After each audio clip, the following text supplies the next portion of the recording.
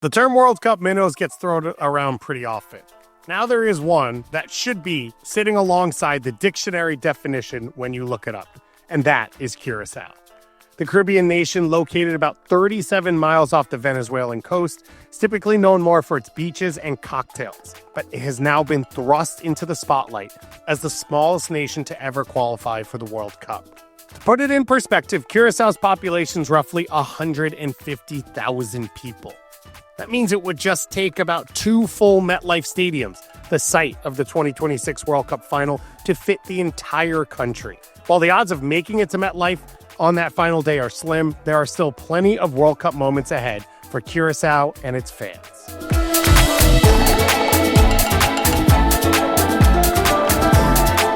Welcome to Kickback Soccer Media's World Cup Capsules, where you'll learn everything you need to know about all 48 of the national teams competing at the 2026 World Cup. From the history of the game, the nation's current World Cup trajectory, unsung heroes, and cultural moments. I'm Dick Advocaat, and today we are talking about the Blue Wave.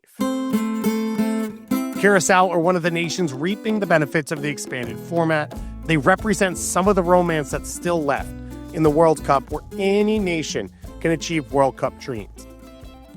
Depending on the draw, they'll be lucky if they get a goal, some would say, let alone a result.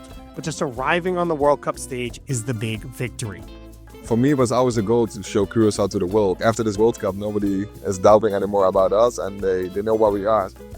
That's 36-year-old Eloy Room, Curaçao's starting goalkeeper and one of the key figures in the Blue Waves World Cup journey, which started innocuously but certainly ended in dramatic fashion. In this World Cup qualifying phase, Curaçao had a 100% record in the opening phase. They defeated St. Lucia, Aruba, Barbados, and most notably Haiti. In the third round, they were grouped in one of the toughest groups with Jamaica, Trinidad and Tobago, and Bermuda. They finished at the top of the group undefeated, conceding only 3 goals in 6 games. Jamaica and Curaçao were head-to-head through qualifying, but thanks to goals from Livano Comencia and Kenji Gore, Curaçao beat Jamaica 2-0 at home. It all came down to the last day of qualifying in the reverse fixture.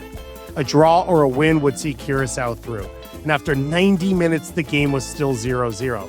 But Jamaica were awarded an injury time penalty that was overturned after video assistant referee consultation. It's waved off! No penalty after all! Curaçao ended up finishing top of the group, became the smallest country in land area and population to ever make a World Cup. Curaçao have done it! A blue wave is heading to the World Cup! I always had faith in our team and our talents we have, but yeah, it was not easy. This team qualified under legendary Dutch coach Dick Advocaat after he took charge in January 2024. He is one now in a long line of legendary elite Dutch managers. Patrick Kluivert and Gus Hiddink were his predecessors. Advocaat set a goal to make the national setup more professional and instill a desire to avoid defeats at all costs. With his experience with 7 different countries in 9 different stops and other national teams, along with his commitment to building the game in Curaçao, he seemed like the right man for the job. Yeah, and sometimes I'm standing on the field and I'm talking with the coach, and I also think these are really legendary coaches I had already in Curaçao, and it says enough that coaches from that caliber choose for Curaçao because they see the potential in us. They see the potential in the island. They see the potential in the talents we have, so they're really humble and they really want to help Curaçao. And if you see someone really take their time and all the efforts to come to Curaçao and help us, that says enough for me. That gives us a lot of confidence. Advocaat has relied heavily on integrating members from the diaspora. Most of the squad were born in the Netherlands, including the starting 11 in the decisive last qualifying match. Only one member of that recent 25-man squad was born in Curaçao, while the rest were born in the Netherlands, but qualified because of their Blue Wave ancestry.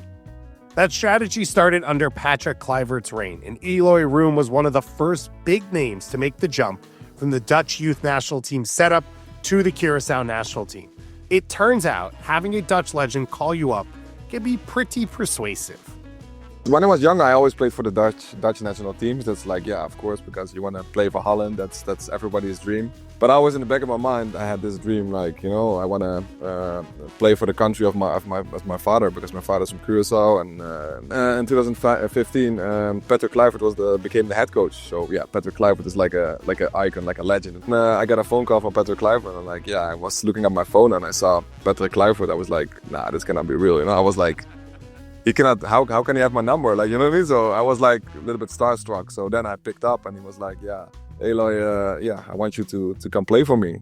And when he said that, I was like, yeah, I didn't believe it, you know, that he asked for me. And he's like, listen, I have a plan. And it's a long-term plan, but like, yeah, we have to start. And I think there's a lot of potential in Curaçao and a lot of good talents. But yeah, I need a player to commit to Curaçao, so other players also gonna commit. And I think you're the perfect candidate for that. The strategy has obviously worked, and now Room is the one calling up young Dutch dual internationals, making the pitch for Curaçao. I'm in contact with the coaches and with the technical staff, but they always ask me like, hey, can you reach out to a player? And I try to reach out to a player in a friendly way, and I'm not going to force them, hey, you have to choose for Curaçao, you know? When I reach out to those players, I always talk to them and say, listen, I can only share my experiences, what it brought to me. Yeah, the national team can bring you a lot because we play in a different part of the world. We don't play in Europe, we play in the CONCACAF. So I say to players, it helped me, boosted my career. Because without Curaçao, I probably, maybe never ended in MLS. So I just try to give them my experiences and that, like, yeah, we are on a rise, you know. And at the end, the players have to choose themselves, but I just give my experiences, and that's really positive. The first national football team to bear the name Curaçao was the Territory of Curaçao national team, which debuted in 1924. In December 1954, the territory of Curaçao became the Netherlands Antilles. And following a constitutional change, the Netherlands Antilles were designated a country within the Kingdom of the Netherlands. That included the islands of Aruba, Bonaire, Saba, St. Eustatius, and St. Martin. The name of the Curaçao team changed to Netherlands Antilles national team, representing all 6 islands. On the 10th of October 2010, the Netherlands Antilles were dissolved, and Curaçao became a country in its own right. Although not a sovereign state, Curaçao, which was the largest island in the territory of Netherlands Antilles, appeared on the FIFA member list in March of 2011 as a successor of Netherlands Antilles. As well as taking on the FIFA membership, Curaçao was recognized as the direct successor of the former's history, similar to how Serbia is regarded as the direct successor of Yugoslavia and Russia for the Soviet Union. It therefore took on their historical records and their FIFA ranking. They played their first match as the newly formed Curaçao national team on August 20th, 2011 against the Dominican Republic at the Estadio Panamericano, with the match ending in a 1-0 loss for Curaçao. But in the last 10 years, there have been huge improvements to soccer in Curaçao. They've moved from 150 to 82 in the FIFA rankings. The best moment in this country's national team history? It happened. It is qualifying for the World Cup. The national team came back to the island to a hero's welcome. The scenes were incredible with chants and fireworks. Yeah, we knew obviously that it's gonna be a chaos when we come back to Curaçao, but like I didn't expect it was so busy and like basically the whole island was shut down. There was no work anymore. Like people didn't go to work and the kids went off school, so it was like a national celebrating day, you know. So the streets were like full of people, and yeah, to see that was really beautiful. I saw a lot of people in Curaçao with celebrations, but this was next level. So yeah, it was really nice to see.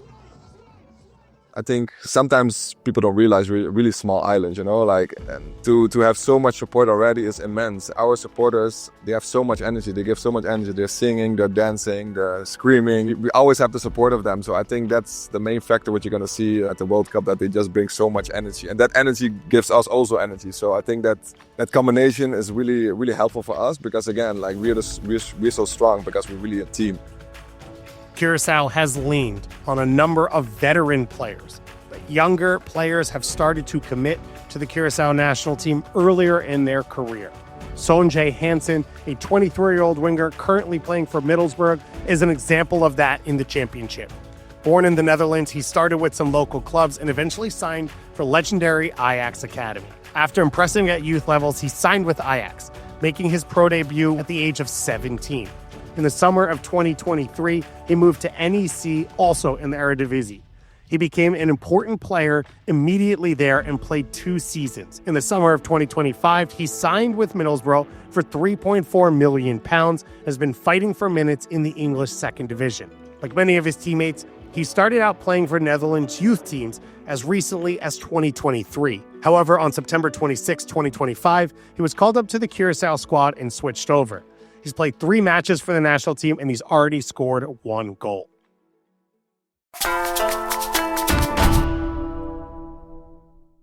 I think we have a really solid team. We don't concede many goals. We have a lot of talent up front, a lot of speed. So I think we can make it every country really difficult. And I think if you have that core, have a good defense and, dangerous attackers, we can make it every country difficult. We love to leave everyone with a fun fact about the country we're talking about, as well as expectations going to the World Cup. Expectations for the smallest nation to ever qualify, they may not be very high, but the vibes are going to be there. They have big dreams and high hopes for the experience that they could have at the 2026 World Cup. 2 fun facts. Papiamento is the Creole language spoken on Curaçao. It's a Portuguese-based Creole, as is Cape Verdean Creole. So the Cape Verdes and the Curaçaoans, the 2 smallest countries at this World Cup, will be able to understand each other if they end up meeting up. Let me close you out on one final fun fact that my parents will love that I included. They went on vacation to this island, and they love a little bit of Jewish history. It's believed that Curaçao is home to the oldest continuously inhabited Jewish community in the Western Hemisphere. It was established by Sephardic Jews all the way back in the 1600s. Well, you're all going to want to go on vacation to the gorgeous islands of Curaçao. But keep in mind where they could be playing for the 2026 World Cup. It'll be a party in the stands and must-watch on the field from the Blue Wave. If you enjoyed this show, we are doing a similar World Cup bio capsule episode for every single country that's qualified for the 2026 World Cup. So go to wherever you get your podcast and make sure to listen to every single one of them.